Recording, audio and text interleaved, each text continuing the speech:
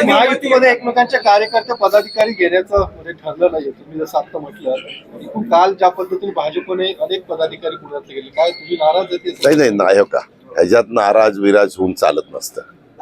सुरुवात कुणी जर केली तर दुसराही गप्प बसत नाही असं म्हटलं जातं. कारण इथं मधल्या काळामध्ये साधारण आमचं अंडरस्टँडिंग ठरलेलं होतं की आम्ही जे मित्रपक्ष आहोत त्यांनी एकमेकाचे उमेदवार घ्यायचे नाहीत किंवा एकमेकाचे माजी पदाधिकारी घ्यायचे नाहीत, परंतु ते घेतले गेलेले.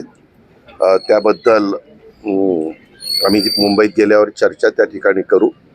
पण उद्याच्याला कुणी कुठं घेतले तरी काही ठिकाणी संख्या वाढल्यावर एक तर 9 वर्षांनी निवडणुका होतात. त्याच्यामुळं त्या पक्षातले मूळ जे काही उमेदवार वाट बघत होते की आपल्याला उमेदवारी मिळेल आणि आता तिथं दुसऱ्या पक्षातले काही लोक घेतले तर ते पण नाराज होणार. तेही कुठंतरी संधी शोधण्याचा प्रयत्न करणार.